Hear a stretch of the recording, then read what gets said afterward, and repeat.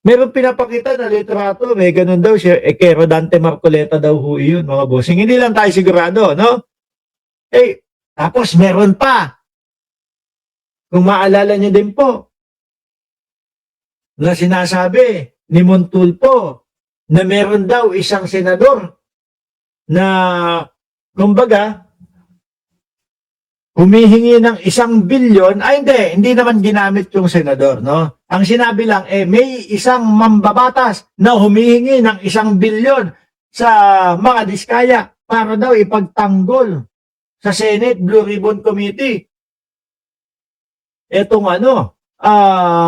mga diskaya, naalala niyo ho yun, mga bossing? No, pero hindi naman ho sinabi, mga kababayan, kung si Rodante Marcoleta yung humihingi na yon. Pero ang daming issue.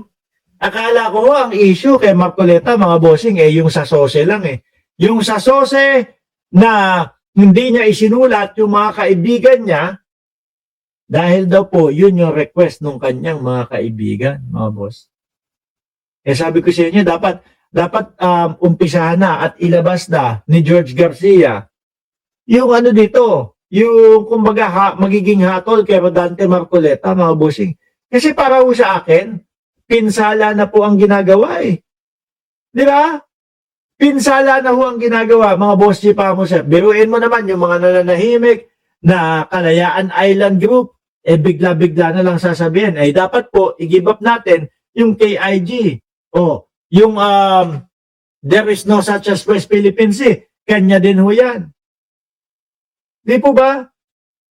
Yung mga testing the water nila, mga kababayan, halatang-halata na po. Inuunti-unti nila. Kapag hindi naging okay sa mamamayang Pilipino, yung kanyang sinabi, biglang aatras, biglang sasabihin, hindi, pangalan lang naman po ang ibig ko sabihin dun.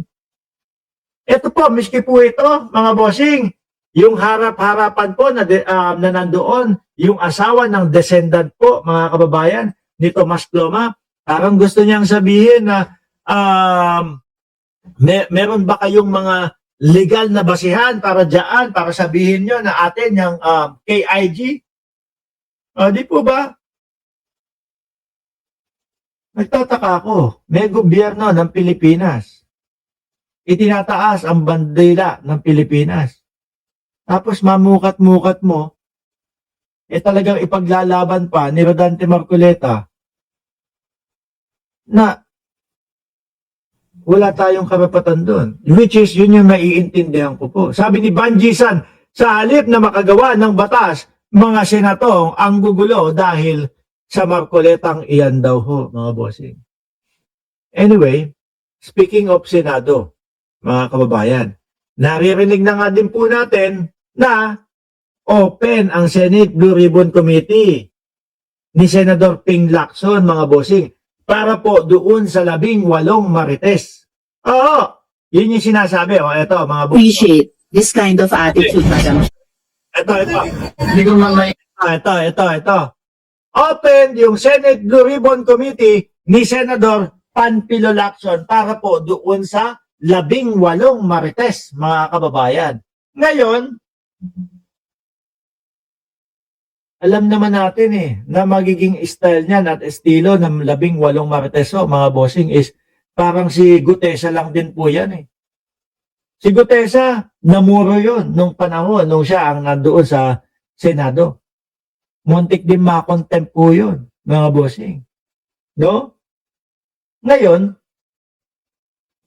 dito, sa paparating na pag-imbita, o kung pagpunta nung 18 marites sa mga senador o sa Senado, ano sa tingin ninyo ang kahihinatnan nitong mga ito? Contempt? Kasi kapag ka nahuli, nakita na sali-saliwa yung kanilang mga sinasabi at hindi pare-parehas yung kanilang mga sinasabi at nahalata po na mga nagsisinungaling, meron pong mga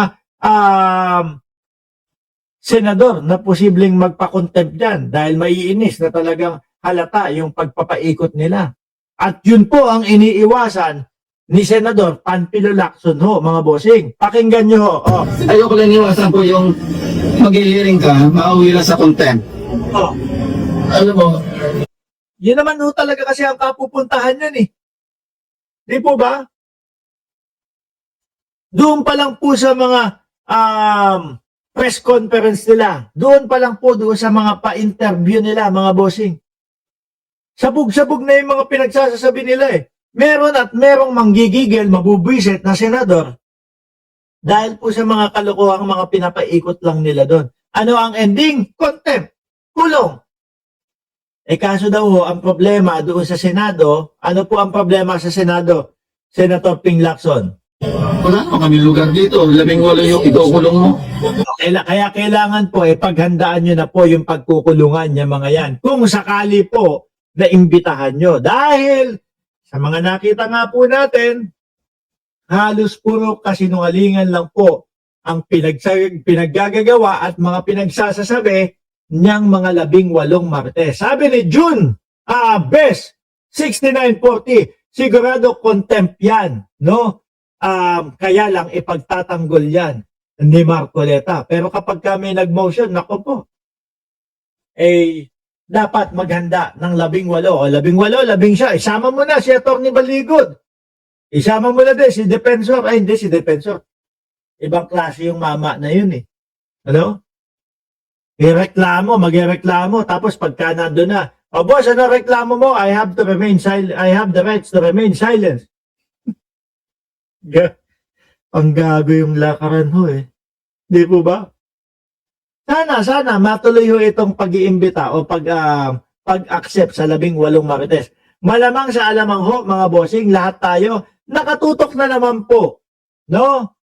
Panigurado, lahat tayo nakatutok na naman po diyan sa hearing ng Senado. Pag nakita, meron ng petsa, inimbitahan na etong 18 Marites, naku po. Maganda kayo ng popcorn, soda, sabay-sabay tayo maghagal pa ka ng tawa, mga bossing. Di ba? O, tuloy mo, Senador Marcoleta, Ping Lacson. Hindi ko naman maiwasan kung meron mag-motion, to cite them in contempt of the committee.